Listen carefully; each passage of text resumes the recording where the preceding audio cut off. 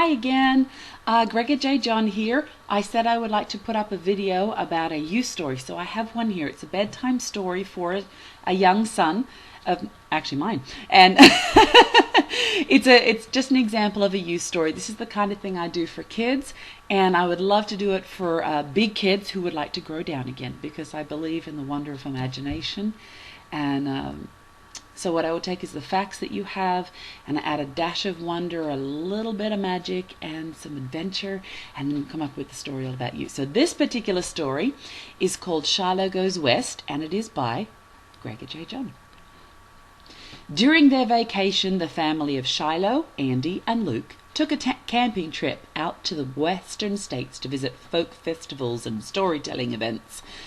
Dad was quite the troubadour, and the whole family got to travel and enjoy tales from all over. It was hot and dusty out on the western plains, and Shiloh had to keep a keen eye out for tumbleweeds and cowboys while the family van sped across the highways, rather disappointed by a distinct lack of such things. Shiloh ceased looking out the window and returned to his companions. Not his brothers in the very back seat, who were playing with their Legos, but his personal companions, Pig, Lammy, and Nigel the koala. Their faux fur and stuffing was snugly warm from sitting in the sun shining through the window, and Shiloh felt a nap coming on. He made sure his little plastic rabbit, Shiloh Bunny, was secure in the cup holder and snuggled into his friend's softness. It only seemed like seconds had gone by when the van stopped at a gas station and Shiloh clambered out to stretch his legs. Andy and Luke ran in to spend their allowance on drinks and candy. Shiloh had better things to do. There was a lovely pile of sand at the side of the parking area, and Shiloh loved nothing more than pouring the soft, grainy sand through his fingers. "Don't wander off too far," called his stepmom as she walked to the ladies' room. Perched on top of the mound, Shiloh had a perfect view of the van, station house, and the surrounding lands. His eyes were quickly drawn to the gap under the building, where he saw something white jostling under the garden bushes. A large, lop-eared rabbit wiggled his nose at Shiloh. It pulled a back leg up and scratched his ear, and then sat up on his hind quarters and said, "Howdy, sir," nodding his head in casual greeting. Shiloh tilted his head to the side and stared at the rabbit. Again it spoke. "Folks round these here parts might find it mighty polite if you say howdy back."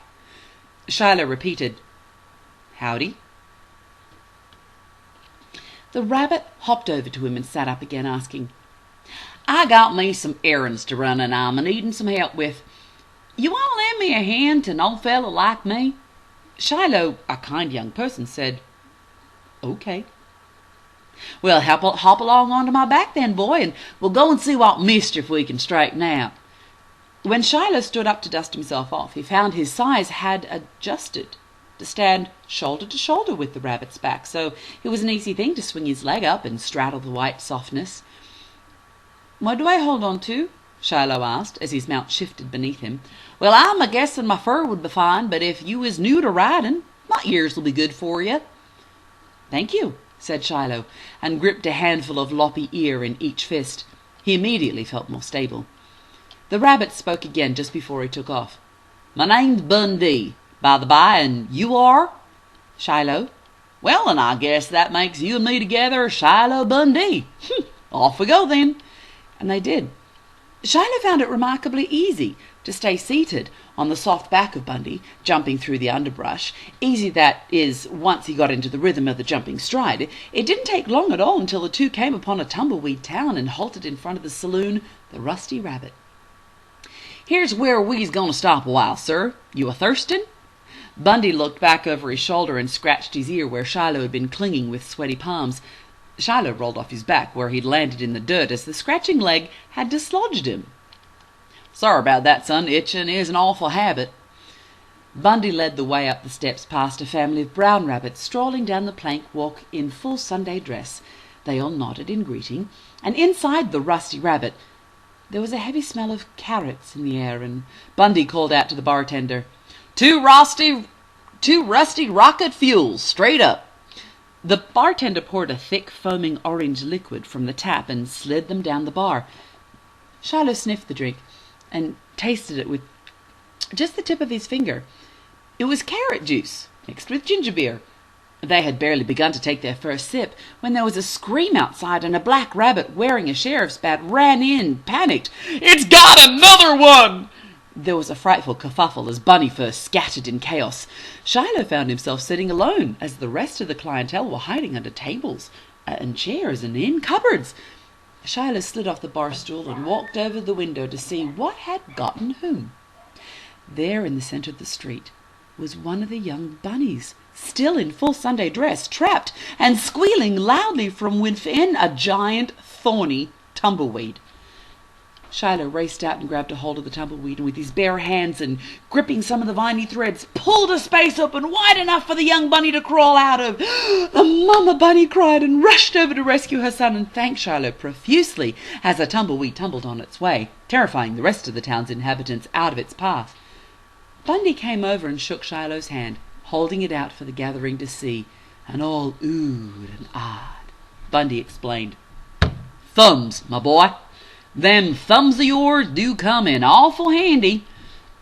Shiloh looked up the main street, a long, straight wind tunnel, and said, "How often do the tumbleweeds attack like that?" Sheriff came out and shook his head in dejection. "Not a day goes by, it's all, but we're losing some to the dreaded menace." Shiloh looked up and down the street as another tumbleweed dashed through and scattered the crowd. "You know," offered Shiloh, "if the main street wasn't such an easy hallway to roll through, you probably wouldn't get so many." "What's that?" questioned Bundy. Shiloh picked up a stick and drew in the sandy dirt. If your town was built in less of a straight line, he drew a curvy line with the square buildings on either side. The tumbleweeds couldn't pick up speed and attack like that. "Well, I'll be darned." Bundy looked amazed. "He even holds the stick with them thumbs." The rabbits all crowded round Shiloh, pawing in his hands to see the thumbs. The sheriff spoke up. "What say we trade, boy?" "What?" Shiloh was confused. "We give you a week's worth of rusty rocket fuel, and you give us your thumbs." "What?" "All right, a month's worth of rusty rocket fuel, then." "No." "You drive a hard bargain, son." The sheriff scratched his chin. "Tell you what, 2 months worth of rusty rocket fuel for one thumb, and that there's our last offer." "You can't have either of my thumbs." "Well, now then, that don't seem too polite of you." Bundy spoke up. "Seeing as all you got two and all, you don't be needing both of them." Shiloh backed up with his hands behind his back. The crowd moved in a bit closer, eyeing their hopeful prize. Someone pulled on his thumb, and Shiloh gave a howl of distress. "Sorry, didn't mean to startle you awake." Dad stood by the open van door at Shiloh's side. "I just thought you might like to get out and stretch your legs a bit." He handed Shiloh his little plastic rabbit as it had fallen onto the ground when the door slid open. "Don't lose Shiloh, Bunny," he said. Shiloh took the little toy and stuffed it onto his thumb and said, "I'll stay in the van, thanks." "Okay, then," Dad smiled, as Luke and Andy ran from a rather large tumbleweed chasing them across the parking lot. "It might be safer that way." The end. And that is a uStory.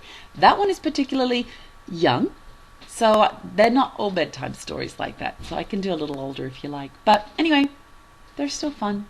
Have a good day, and donate so we can get the book going. And keep your thumbs handy.